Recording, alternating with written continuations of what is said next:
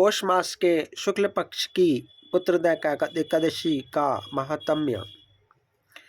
इतनी कथा सुनने के पश्चात उपरांत युधिष्ठिर कहने लगे, हे कृष्ण, अब आप दया करके पौष मास के शुक्ल पक्ष की एकादशी का महात्म्य वर्णन कीजिए। कृष्ण भगवान बोले, हे राजन, पौष शुक्ल को पुत्रदा का एकादशी कहा जाता है। इसके व्रत में श्री नारायण का पहले कई विधि से पूजन किया जाता है। इस एकादशी के संबंध में एक प्राचीन कथा है, उसे मन लगाकर सुनिए। प्राचीन काल में सुकेतु न मान नाम का राजा राज्य करता था।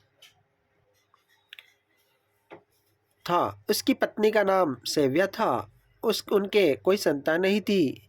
इससे वह दोनों चिंतित रहते थे। राजा के पितृ रो रोकर पिंड लिया करते और विचार करते कि इसके बाद हमें कौन पिंड देगा। दुखी राजा ने एक दिन देह के परित्याग की बात सोची, किंतु फिर उसने सोचा कि आत्महत्या तो महापाप है। बाद में एक दिन वह छिपकर घोड़े पर सवार होकर जंगल की ओर चल दिया। वन में जाकर वह वन के वृक्ष और पत्तियों को देखने लगा। उसने देखा वन में शेर, सर्प, बंदर, सुअर, मृग, बाघ आदि घूम रहे हैं। हाथी और अपने बच्चों और हथेलियों के मध्य भ्रमण कर रहे हैं। एक पहर घूमते रहने के बाद उसे भूख प्यास लगी। वह पानी की खोज में आगे बढ़ा तो उसको एक सरोवर दिखा। सरोवर में कमल खिले हुए थे और सारस, हंस आदि किलोल कर रहे थे। सरोवर के चारों तरफ मुनियों को देखकर राजा घोड़े पर से उतर गया और प्रणाम करके उनके सामने जा बैठा। राजा को देख मुनि राजन अपने आने का कारण चाहिए। राजा बोला, हे मुनीश्वरों, मेरे कोई बेटा नहीं है। मैं दुखी होकर अपना राज्य छोड़कर यहाँ आया हूँ। मुनि बोले, हे राजन, आज पुत्रदा एकादशी है, तुम आज व्रत करो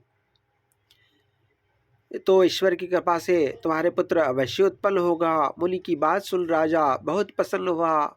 उसने उसी दिन एकादशी का व्रत किया और द्वादशी को राजा ने पारायण किया। मुनियों को नमस्कार करके राजा लौट आया।